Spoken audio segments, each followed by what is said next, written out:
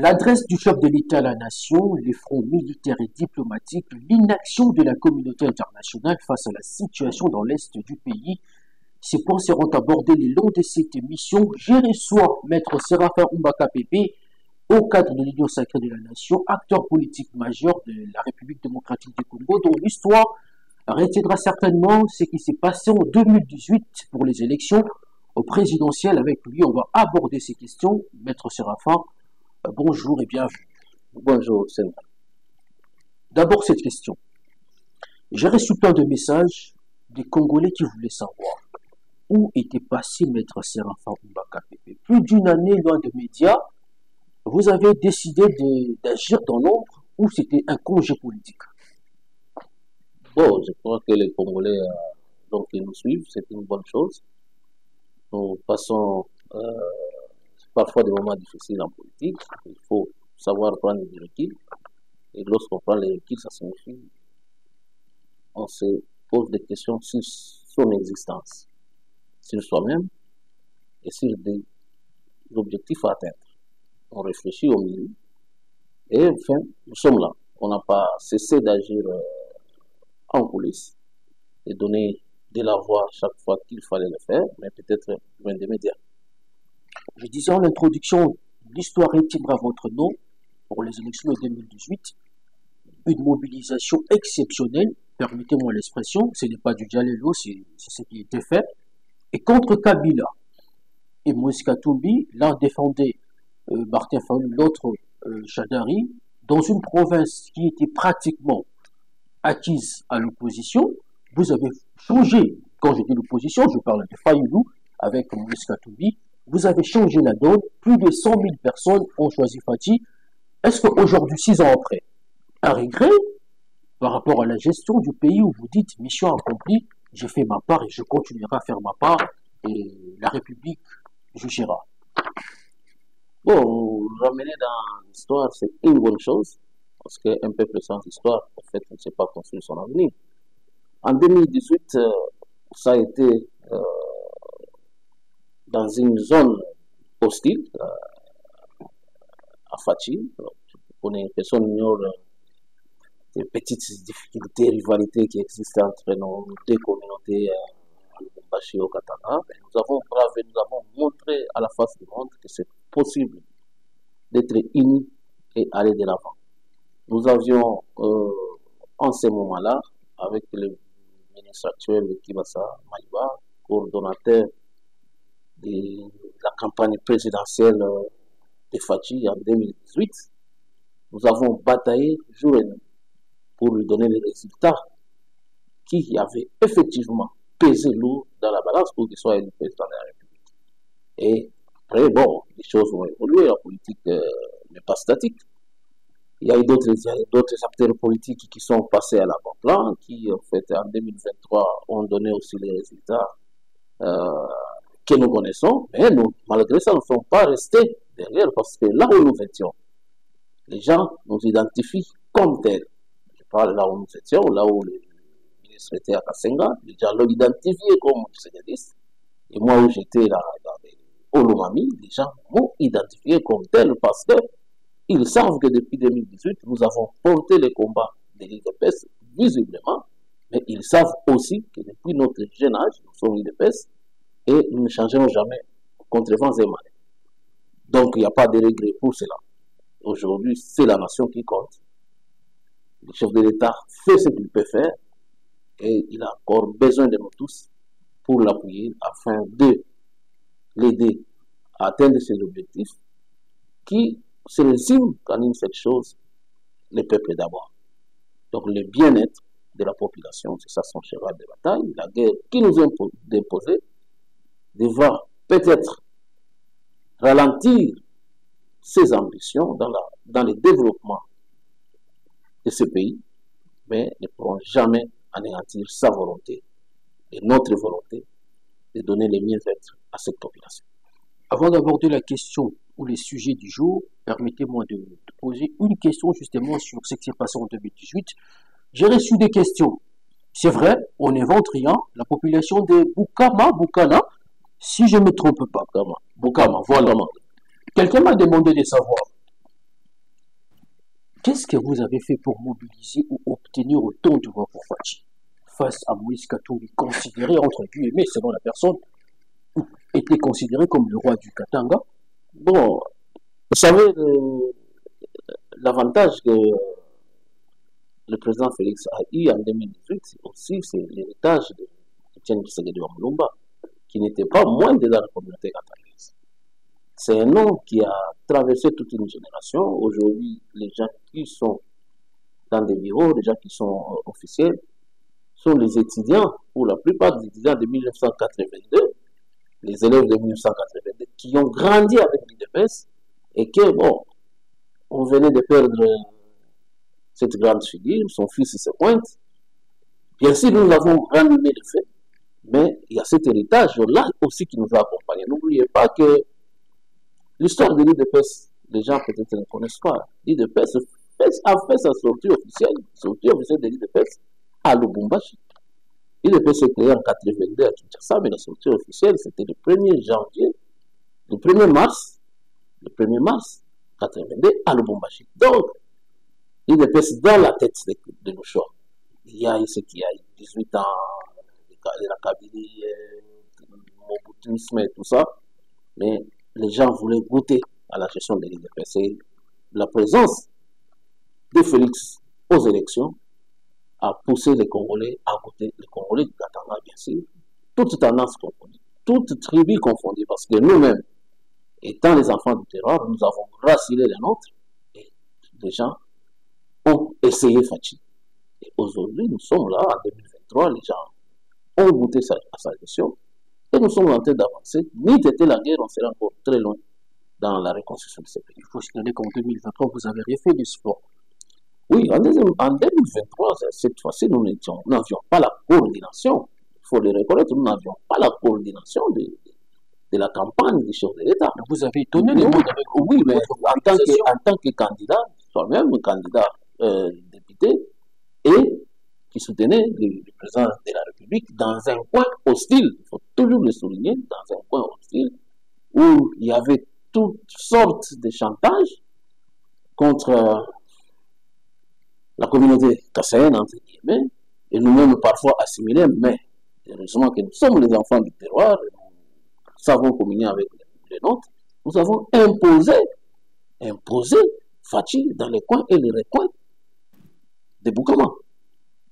Et le ministre aussi, qui va savoir, l'a fait dans les coins et les recoins de Kassenga. Malgré qu'il y avait des hostilités contre d'autres candidats, mais nous, parce que nous connaissons comme tel depuis, non, pas changer de couleur. Donc, on ne peut pas, je crois que cette population qui est mature ne nous a pas vu kabilistes, donc vous ne pouvez pas nous mettre dans les lots des gens qui ont trahi Kabila, qui amènent Fachi, mais parce qu'ils nous connaissaient depuis des années, et des patients, donc ils savaient que nous étions dans notre bon droit de défendre cet homme, malgré que ce milieu-là était hostile, il faut le reconnaître, le milieu était très hostile, il avait comme un candidat naturel 3, mais nous disons, oui, vous votez comme vous voulez, mais nous disons, le candidat c'est 20. Mais lorsque vous regardez 2018, 2023, vous vous dites mission accomplie ou Maître Séraphin Oumba a encore beaucoup à donner à la République? Non, personnellement, la politique ne s'arrête que le jour où les bons dieux décident de nous appeler auprès de lui.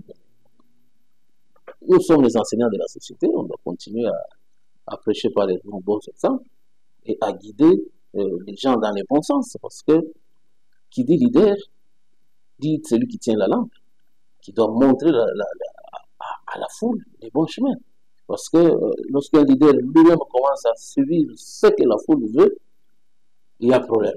Le leader doit, par les mécanismes de charisme que nous connaissons, orienter les peuples vers une solution que d'emblée ils ne voient pas. C'est après quelques temps, c'est ce leader lorsque les gens disent « Ah, il avait raison ». C'est ça. Donc, nous ne pouvons pas dire que mission accomplie. Nous l'avons fait en 2018. Nous avons réédité l'espoir avec Fachi en 2023. Mais nous comptons rééditer cet espoir en 2028. Mais il y a un mais, qu'il faut terminer la guerre. C'est ça l'obstacle qu'il y a. Qu'il faut terminer la guerre. Il faut enseigner en tant que leader. Il faut enseigner l'unité. Il faut enseigner la solidarité. Il faut enseigner le soutien du peuple congolais au FARDC. Nous n'avons que cette armée. Elle peut être faible maintenant, mais elle ne sera pas faible éternellement. C'est notre armée. Si cette armée est faible, donc nous sommes faibles. Et pourtant, le Congolais n'est pas faible.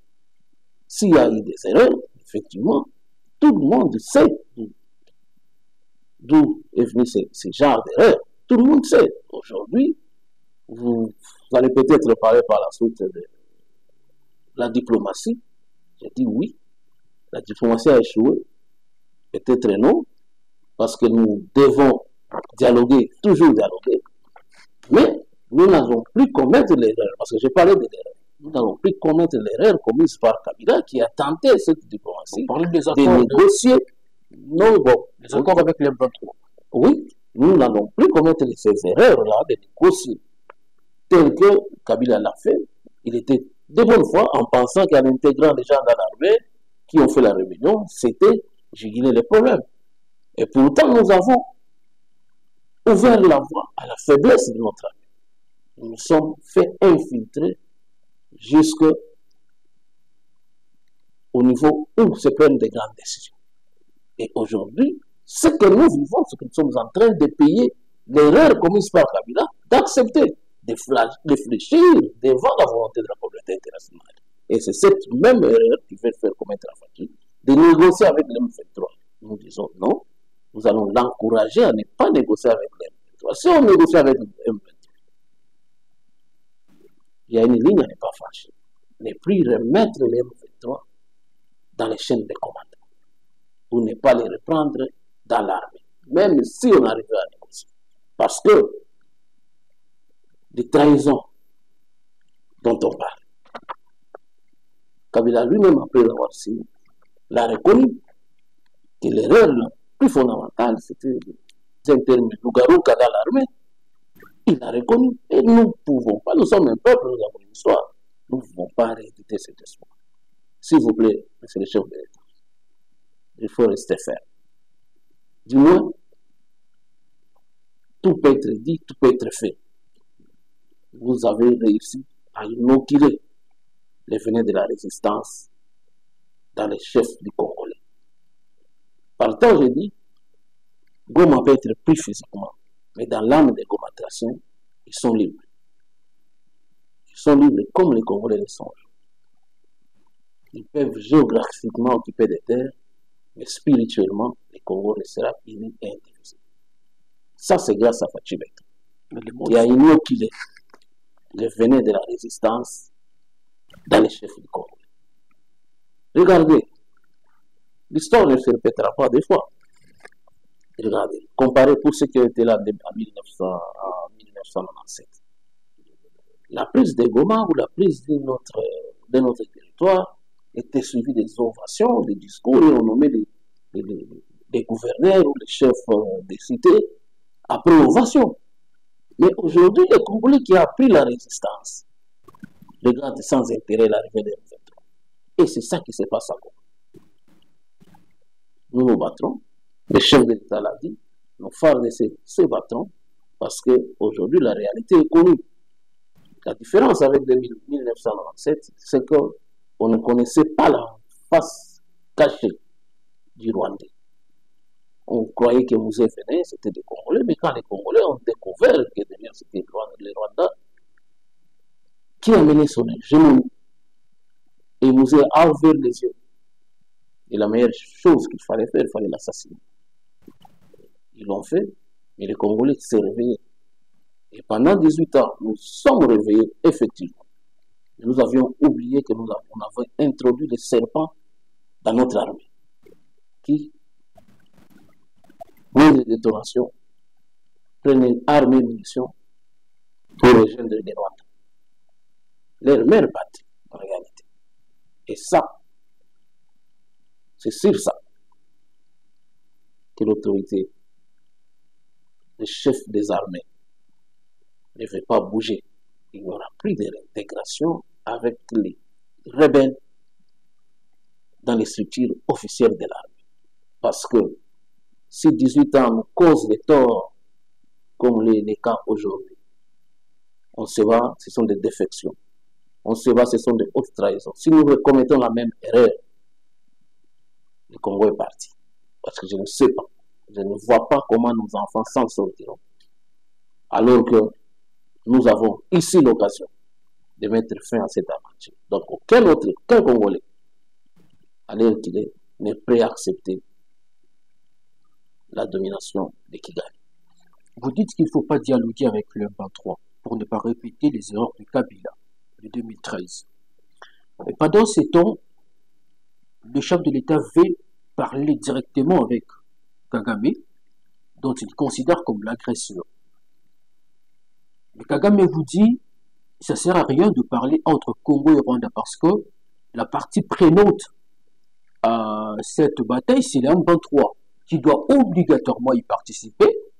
Il y a également le Kenya qui rejoint le propos de Paul Kagame ou la demande de Paul Kagame. La communauté internationale également nous exige de dialoguer. Mais finalement, quelle position le gouvernement congolais doit adopter face aux demandes de la communauté internationale? Puisqu'on nous dit la solution n'est pas militaire, il faut obligatoirement dialoguer. Mais pendant ce temps, Goma souffre. On parle de morts en cascade dans l'Est. Effectivement, la solution, contrairement à ce que pense, la solution est militaire. Parce que face à deux positions qui ne se rencontrent pas, on ne s'assoit pas autour d'une table. Le chef de l'État l'a dit hier, nous allons mettre tous les moyens pour reconquérir chaque parcelle occupée par les terroristes et les Rwandais. Donc, l'option maintenant, c'est l'option militaire. Donc la guerre, comprend qui peut. La guerre. Comprend qui peut. C'est l'option militaire. Parce que les jeunes gens qui ont intégré l'armée, nos amis, nos parents qui sont dans l'armée, ils connaissent bien les risques. Protéger ce territoire. Et ce territoire est en train de partir. Ce n'est pas Nanga le patron de cette guerre.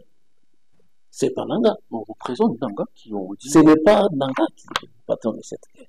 Comment ça? Ce n'est même pas Kabila. Je dis patron. Je ne dis pas qui mène la guerre. Le patron de cette guerre. Ni Kabila, ni Moïse Katumbi, qui ne sont que des parts. Dites au Congo clairement qui est le patron de cette guerre. Oui, mais Kagame veut dominer le Congo. Kagame veut continuer à gérer le Congo. Donc Nanga n'est qu'un pion. Kagame veut continuer à gérer le Congo. Il l'a fait pendant 18 ans. En téléguidant, en décidant, en lieu et place des autorités de Kinshasa. Et aujourd'hui, il y a un blocage. Il veut rééditer l'espoir. Et c'est ce qui ne passera pas. Donc, s'asseoir sur la même table avec Kagame, c'est juste un message. C'est dire que c'est toi le problème. Les marionnettes, on veut aller avec eux dans tous les sens, mais la finalité, c'est que avec les marionnettes, vous voulez nous infiltrer davantage. Cette armée, j'ai dit tantôt, passe des moments de faiblesse. Mais à cause de l'infiltration, à cause du brassage, à cause de l'intégration, on peut appeler ça comme on veut. Une armée affaiblie. Oui, parce que infiltrés par ce mécanisme, ils viennent avec un 23, ils font la même chose de Nantes, ils font un CNDP et un CDMMA, mais finalement, notre chaîne de commandement n'est pas étanche. À chaque étape, il y a des informations qui fuitent. Donc, on ne peut pas faire une opération militaire avec un commandement non soudé. Chaque fois qu'il y a des interférences, parce que les gens que nous croyons être les nôtres, en fait, en réalité, sont les agents du Rwanda. Et aujourd'hui, que nous sommes en train de les extirper, on va nous remettre sur cette même table pour refaire la même chose et pour léguer quoi comme armée à la progéniture. Je crois que si l'occasion nous est donnée aujourd'hui d'enfuir avec les Rwandais, il faut le faire. Il faut le faire. Je crois que le temps a été donné hier, que des stratégies sont montées pour reconquérir la parcelle, chaque parcelle occupés par les M23 et les Rwandais. Donc, parler de négociations, je l'ai dit, peut-être que je n'ai pas été bien compris. On peut négocier, mais on n'arrivera pas au brassage, à l'intégration de tous ces termes-là qui se ressemblent, tous ces termes équivalents militaires qui se ressemblent, au fait qu'ils disent mélange. On n'y arrivera pas. Il faut arriver à autre chose. Même si on négocie, les gens peuvent rentrer dans la vie civile, mais plus jamais dans l'armée. Des intrus dans l'armée. Parce que c'est sacrifier notre nation. Et c'est miner la progéniture du Congo.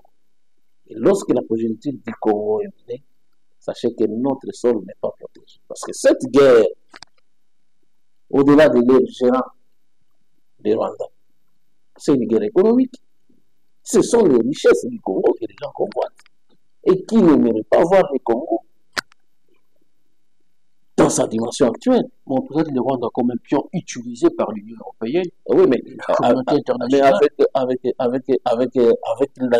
dose de mauvaise foi rwandaise. Oui, parce que pour eux, oui, pour autant qu'ils sont patrons du Congo,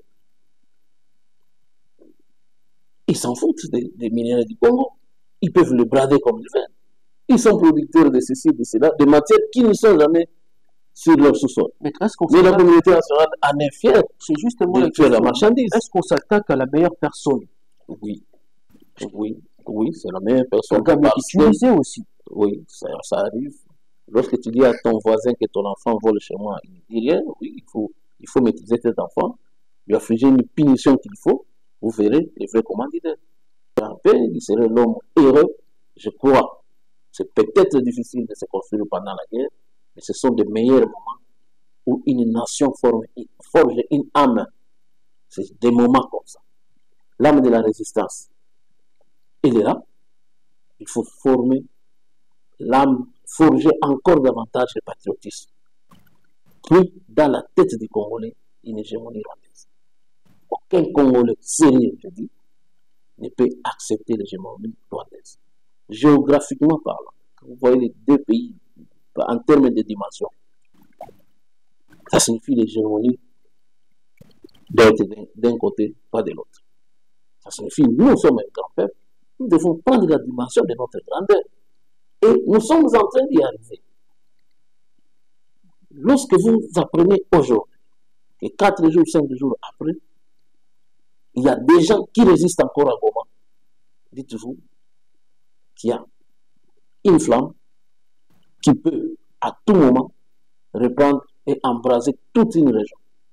Donc, ces militaires qui ont fait la fierté au Tchad, ces Congolais, qui ont estoffé Kadhafi au Tchad, un moment de l'histoire, lorsqu'il n'était pas infiltré. Vous pensez que l'âme du Congolais guerrier s'est estompée ou a disparu? Non, il faut raviver.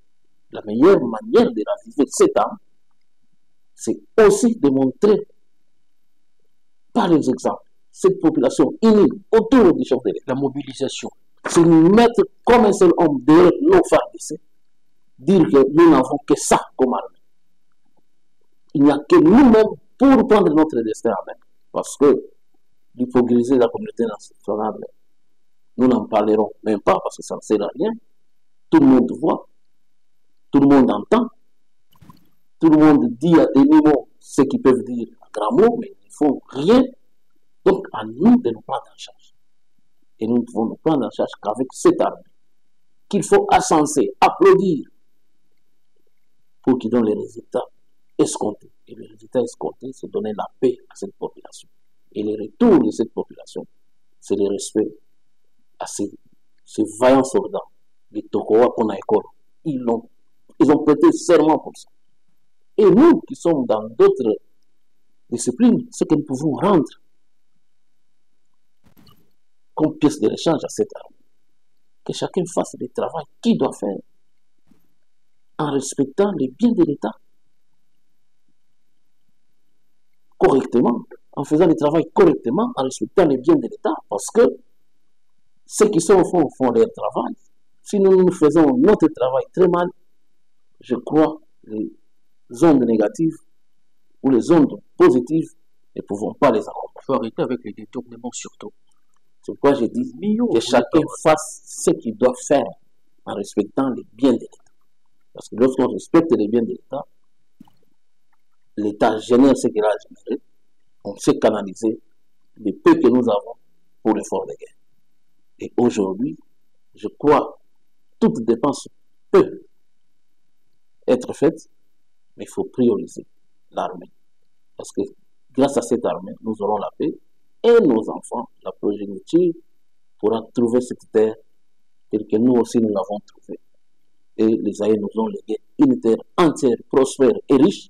Il ne faudrait pas que demain, nos enfants viennent trouver un Congo avec des dimensions qui ne sont pas les nôtres. Par les 2 345 410 km².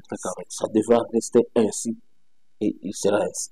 Mais lorsqu'on apprend que le FRDC sont à Gisenyi, Rubavu, deux villes du Rwanda, finalement la porte du Kigali est ouverte. Alors, la question est, devons-nous foncer vers Kigali? Et si on le faisait, est-ce que ça pourra changer les rapports de force?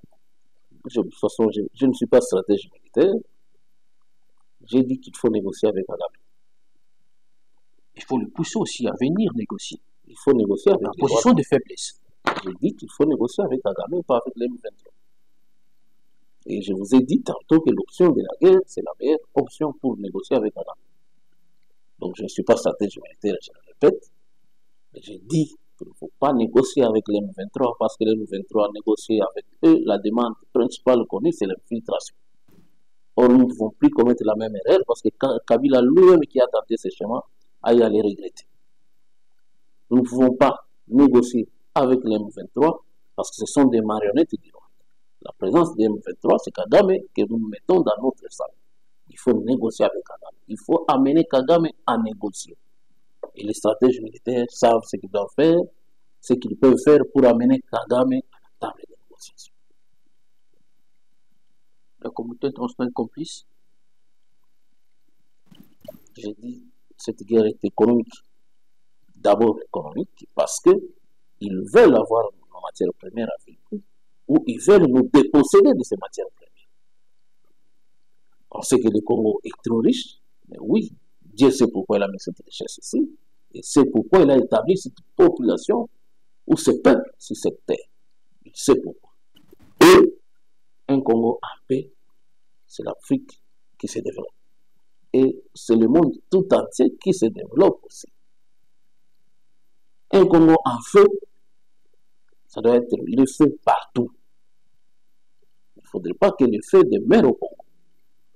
C'est le feu partout pour que les gens comprennent que la paix vaut plus que le feu, parce que la paix amène le développement. Vous avez tantôt parlé de l'effort de guerre. On a vu le président de la République annoncer une mesure attendue depuis longtemps par les Congolais, la réduction de train de vie des institutions, mais aussi des avantages de ces animateurs. On peut dire, c'est une réponse, une partie de la réponse attendue à cette situation dans l'Est? Je ne dirais pas comme lui, je dis que chacun puisse faire le travail comme il doit le faire, en respectant les biens publics de l'État. Mais vous avez Kagame qui défie le monde. Il y a les soldats congolais, il y a les soldats rwandais sur les sols congolais, mais pas de déclaration ouverte de guerre prononcée par Félix-Antoine Tshisekedi Tshilombo, le commandant suprême, alors que la population attendait une déclaration de guerre officielle. Bon, la déclaration de guerre change quoi à l'état de guerre dans lequel on se trouve aujourd'hui? Parce que les militaires sont forts, ils n'ont pas croisé les bras. La déclaration de guerre, la déclaration solennelle de guerre, est-ce que nous ne savons pas que nous sommes en guerre? Nous sommes en guerre. Nous sommes en guerre contre le Rwanda. Et qui dit nous sommes en guerre contre le Rwanda implique la conséquence de ce que vous venez de dire. Devions-nous attaquer Rubavu, attaquer Gisenyi, parce que nous y sommes déjà. Pensez-vous que c'est les simples déclarations qui changent la donne ou c'est l'efficacité sur le terrain? C'est l'efficacité sur le terrain. Dès lors que le chef de l'État a dit que nous allons mettre le boucher double pour reconquérir chaque parcelle occupée par les terroristes, vous voulez qu'il le dise en quel terme? que nous ne sommes pas en guerre. Vous pensez que nous ne sommes pas en guerre. Que nous ne sommes pas en guerre, les Congolais soient en ébullition. Que les Congolais du Nord et du Sud soient dans cet état où tout le monde attend un résultat positif. On a l'impression que le régime a peur. Ils auraient peur, ils ne se diraient pas que Kagame, c'est lui l'agresseur. Si on avait peur, on allait se cramponner à passer le temps à parler de Nanga. On parle de Kagame ici et son régime sanguinaire qui doit en fait se taire. Et s'il faut négocier, on va négocier avec lui, mais il faut l'amener à négocier. Et le chemin qui est choisi aujourd'hui, c'est de l'amener à négocier. Et l'option militaire paraît aujourd'hui une option essentielle. Donc la priorité est fondamentale. Alors, si l'action militaire est prioritaire, quelque part, la diplomatie a montré ses limites. Martin Fayoulou vous appelle à parler opposition, pouvoir, société civile autour de la situation dans l'Est. Le président, lors du premier appel, le président avait catégoriquement dit que non, on ne peut pas négocier, il n'y a pas d'urgence. Maintenant que l'ennemi profite du désaccord des Congolais, est-ce qu'il ne faut pas se réunir autour de la table pour parler? Il faut éviter la distraction. Je me fais un cas de figure, on se met autour de table, on décide qui est un chef d'état-major. Et puis on se décide, non, au lieu que tel a acheté des munitions, c'est Fayoulou qui achète, et c'est Bemba qui distribue, et c'est Katumbi qui descend à Goma. C'est de ça qu'on va parler. Pendant que les Congolais, mais le président dit clairement, nous devons parler alors de faire un gouvernement qui change quoi par rapport à l'état de guerre dans lequel on se trouve aujourd'hui. Il faut éviter les distractions. Aujourd'hui, chaque Congolais est touché. Je ne pense pas que Fayoulou est content de cette guerre en attendant une réunion qu'on se mette autour d'une table. Je ne pense pas que j'ai suivi ces déclarations.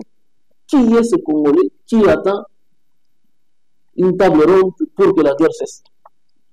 Et les militaires font quoi dans l'entretemps?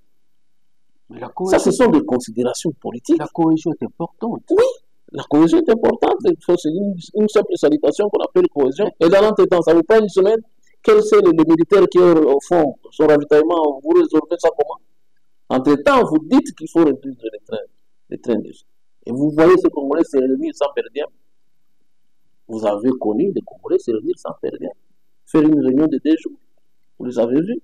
Vous partez seul dans ces combats? Non, pas seul. La population est avec vous. La population est là et tous les Congolais sont là. Même Fayoulou est là. Parce qu'il n'est pas content que Goma soit tombé. Bon, pour prouver qu'il n'est pas content, il faut que ça soit autour d'une table. Qui est ce opposant congolais? Le vrai opposant congolais. Sauf ceux qui sont dans la guerre. Kabila c'est connu, Moïse Katumbi c'est connu, Loubaya c'est connu. Ce opposant congolais qui aime ce Congo, qui est content pour que son mécontentement, pour manifester son mécontentement, doit s'attendre uniquement autour d'une table. Ça, ce sont des considérations politiques. En ce moment ici, il faut faire la part des choses. Nous parlons du Congo, qui peut ou ne pas disparaître, mais la politique, c'est à tout moment que les gens peuvent dialoguer. Qui sait si Kabila et Fayoulou et Fachi s'appellent? Qui sait? Vous voulez qu'ils nous montrent ça sur la place publique? Et c'est ça le souci. C'est ça le souci qu'ils s'assoient et que les gens les voient. Et là, ça revive l'âme du Congolais qui est au fond. Ça sera un message fort pour la population congolaise. Non. Dis-moi que ça serait un message fort pour les militaires. Également parce qu'ils vont voir que le pays est réuni. Est-ce qu'aujourd'hui, nous avons l'occupation rwandaise est due du fait que Fayoulou et Fachi ne parlent pas? Vous arrêtez la détermination de Kagame par le fait de vous asseoir, vous, 2, 3, 4, 5. Nous, il ne faut pas se perdre. Les gens Nangadi être opposant, vous accusez Kabila d'être partie prenante à la rébellion. Kabila est opposant. Finalement, alors nous ne comprenons pas. Donc nous ne disons plus que c'est les Rwandais qui nous agressent. Donc aujourd'hui, selon vous, vous me ramenez encore à la thèse que c'est le M23 qui nous agresse. C'est le M23 qui est né là-bas, qui a créé les armes, qui a acheté les armes et qui est devenu une armée subitement forte. Non, je ne mérite pas de tomber dans cette distraction parce que nous évoluons et que nous faisons de sur place. Non, Nous sommes en face ici. En face de nous, il y a les Rwandais. Nous devons terminer avec l'hégémonie rwandaise. Est-ce que lorsqu'ils ont occupé le Congo en 1997, à l'époque de Mobutu, est-ce que c'était parce que les Congolais étaient divisés? On parle de Joseph Kabila, plutôt de Laurent Désiré Kabila. Oui, est-ce que c'est parce que les Congolais étaient divisés? C'est parce que les Congolais étaient divisés et ils avaient leur visée. Et leur visée, c'était d'occuper les Congos. Ils ont effectivement pris Kabila. Là, la naïveté congolaise était. Je vous ai dit tantôt aujourd'hui que Fathi a réussi à inoculer le venin de la résistance dans les chefs du Congo. Mais à l'époque, les Congolais pensaient que c'est Kabila qui venait. Quand ils sont arrivés ici, c'était un désarroi. Les gens ont vu les Rwandais. On a vu Tchango s'est révolté. Non. Kinshasa, là c'est après. Là, vous parlez de la guerre de 2000. Avant, quand ils sont arrivés, les Congolais ont vu que c'était les Rwandais derrière. Et c'était un désarroi. Et Kabila comprenant vite qu'en fait, en soi, on l'utilisait pour l'hégémonie, il a changé de choses. Il a demandé à l'armée rwandaise de rentrer, comme maintenant. Parce que quand Kabila venait, il disait que c'était Kabila, il ne s'identifiait même pas. C'est lui-même, après, qu'il constate qu'il y avait des dérapages, il dit à l'armée rwandaise de rentrer. En ce moment-là, nous avions découvert que c'était l'armée rwandaise qui combattait derrière Kabila. Même chanson. C'est même chanson avec Nanga aujourd'hui. Ils ont refait cette histoire plus de 4 fois. Mais aujourd'hui, nous sommes encore naïfs de nous asseoir et dire que nous avons négocié avec l'M23. Et nous disons non, mettons-nous ensemble. Bon, on se met ensemble. On appelle Nanga dans cette unité. Lui qui a déjà montré qu'il peut être marionnette contre la nation. Lui, il tue ses frères pour les mêmes personnes qu'il dit venir libérer. C'est contradictoire. Non. Nanga ne tue pas. Ce n'est pas lui qui est le patron. Le patron tue parce qu'il doit occuper ses terres. Ces terres doivent se vider. Et il doit les occuper. Ils doivent extraire les minéraux pour vendre. Lorsqu'on est marionnette, ça signifie qu'on est téléguidé. On n'a pas la décision. On est utilisé. On est utilisé, téléguidé. Alors, je veux bien qu'on parle de l'unité parce que nous sommes unis. Lorsque le lundi, les gens ont marché, à Bukavu, les gens ont marché, je ne sais pas qui était de quel parti politique. Les gens sont unis. Et là, aujourd'hui, comme ça fait mal à tout Congolais, je crois que Fayoulou nous avait fait aussi mal. Cette agression. Sauf ceux qui espèrent voir partir Fathi, effectivement. Fathi, c'est un homme. Mobutu était là et parti. Les deux Kabila sont partis. Certainement, Fathi partira. Mais que restera le Congo? Que deviendra ce Congo? Si nous n'exploitons pas ce venin de résistance qui vient de nous inoculer, du moins il a réussi quelque chose. C'est partout qu'on dit non. Le discours d'aujourd'hui, de 2025, est tout à fait différent du discours de la population, voulais-je dire, est tout à fait différent du discours de 2017, de 1997. 1997, c'était la marche, là, c'était Bayakaka. Bayakaka. Mais aujourd'hui, les gens marchent à demander à personne de Rwanda. Ce changement de narratif doit enseigner plus d'un. Aujourd'hui, nous sommes dans la résistance parce que moi, je vous dis, effectivement, je salue en passant nos amis qui sont à Goma, qui font de la résistance. Faire de la résistance peut rester chez soi. Il peut parler, il passe en ville, il va au bureau sans s'occuper de ceux qui font l'administration. Faire de la résistance, ne pas aller à un meeting d'une marionnette. Une terre hostile pour une armée, quelle que soit sa puissance, elle est toujours difficile à gérer. Et ça, les Congolais savent que les Rwandais envient nos sols et le sous-sol, qu'ils viennent juste pour l'occuper. Et nous mettre dans un état d'esclavage. Les Congolais n'est plus fertile pour cette démarche. Aujourd'hui, le Congolais sait qu'il ne sera jamais dominé par les Rwandais.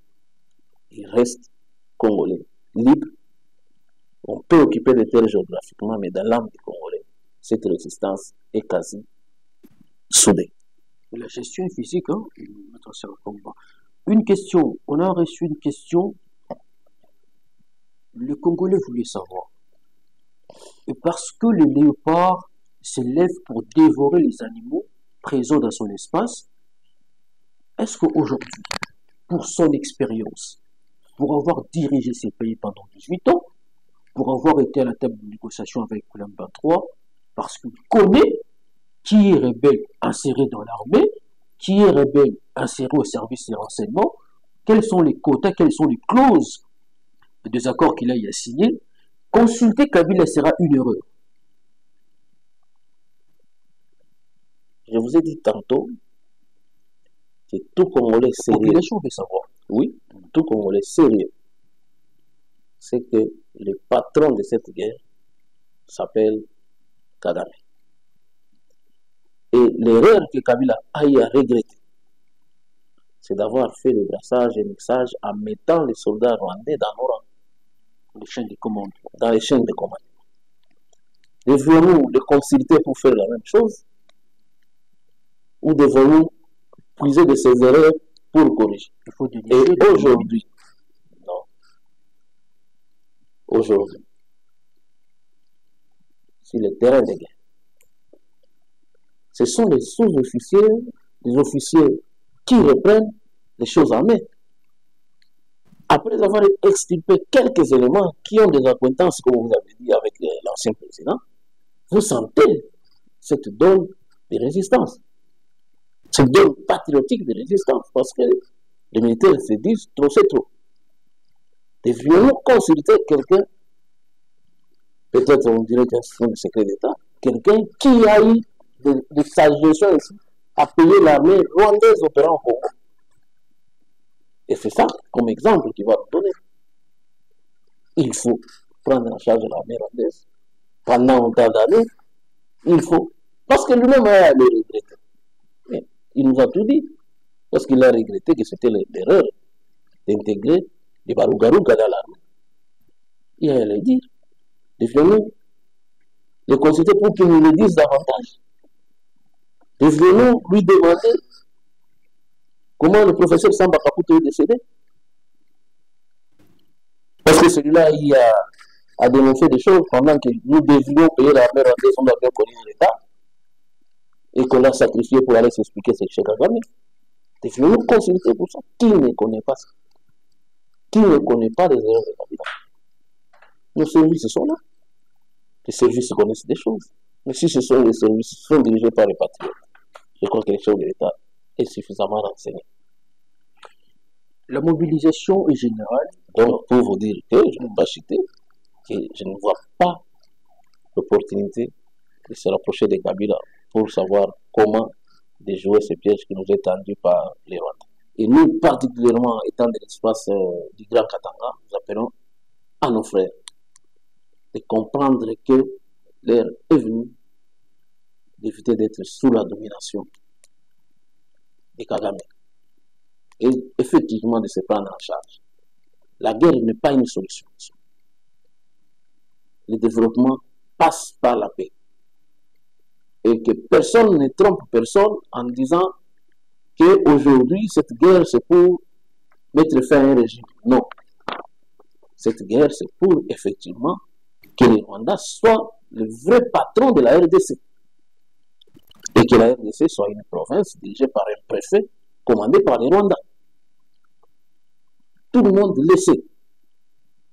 Lorsque Mouzé a voulu s'affranchir de cette démarche, ils ont utilisé ses collaborateurs, ils l'ont tué. Et celui-là, c'était un fils katangais.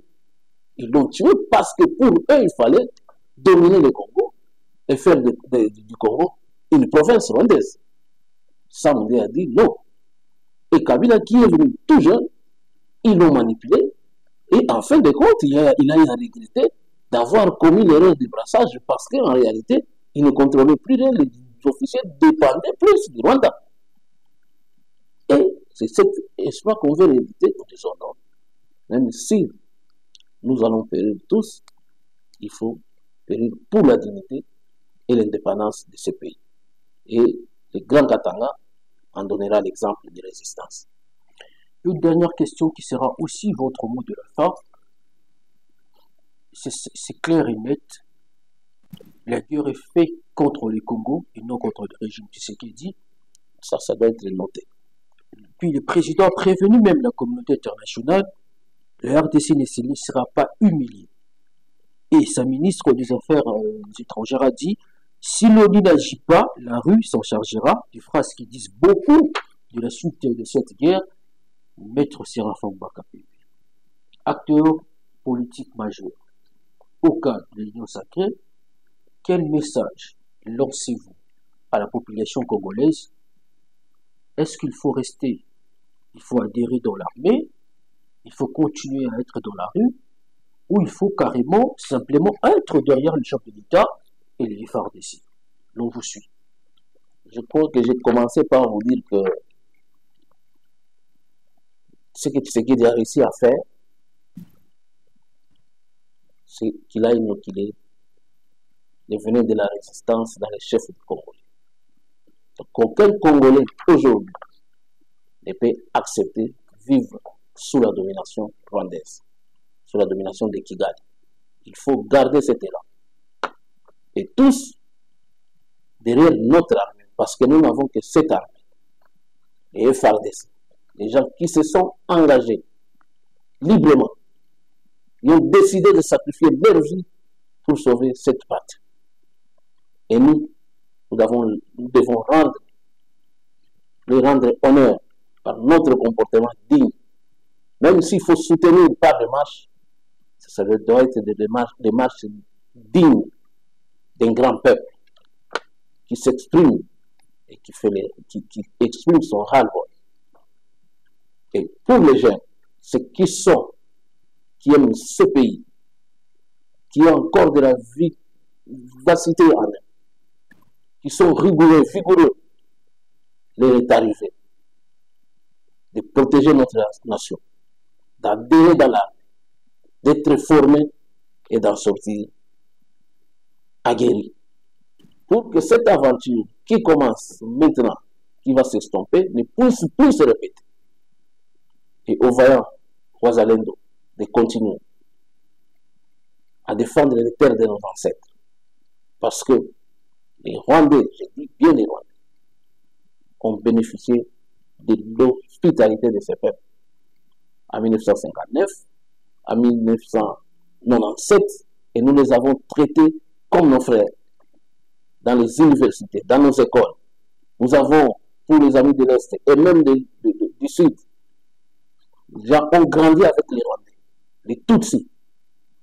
Une fois retournés chez eux, voilà, qui payent au prix des canons la gentillesse du peuple congolais. Ça ne doit pas se répéter. Cette gentillesse qui tue par l'épée périra par l'épée.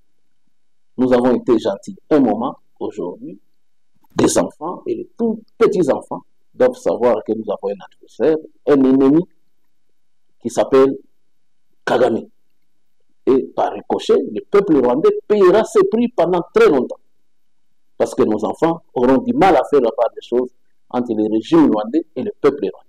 Donc, au peuple rwandais aussi, de dire non à la manière dont le chef de l'État est en train de jouer avec le feu. Parce que ce feu, lui aussi partira. On ne sait pas quelle relation restera entre ces deux peuples qui sont pourtant appelés à vivre ensemble. Et je pense que Dieu juste, donnera la victoire au Congo. Et comme Moselle l'avait dit, la guerre sera longue. Elle est effectivement longue, populaire, elle est devenue populaire et va retourner là où elle avait commencé. Et pensons que si les Rwandais, Kagame a des oreilles, il doit comprendre que cette guerre ne se terminera pas à Kinshasa, mais ça pourra se terminer à Kigali. Voilà. Aucun Congolais doit accepter de vivre sous les dictats de Kigali. La guerre retournera là où elle a commencé. Si elle ne termine pas à Kinshasa, certainement elle sera terminée à Kigali. Voilà l'essentiel. Ces mots résument l'essentiel de l'intervention de Maître Séraphin Mbaka-Pépé au cadre de l'Union sacrée pour la nation, ou non, de son intervention. Faites-nous savoir sur nos réseaux sociaux Facebook, WhatsApp, Instagram, mais aussi nous suivre déjà sur Tante, Plusat, mais aussi sur StarTime où vous allez suivre l'intégralité de son intervention. Madame, Messieurs, la patrie ne se discute pas, le choix, le patriotisme, excusez-moi, ne se discute pas. Restez branchés sur Deuxième Télévision, tous autour du chef de l'État, a dit et précisé, insisté, Maître Séraphin KPP, à qui nous disons merci d'avoir accepté de nous recevoir. Merci, c'est vrai. Merci. Au revoir.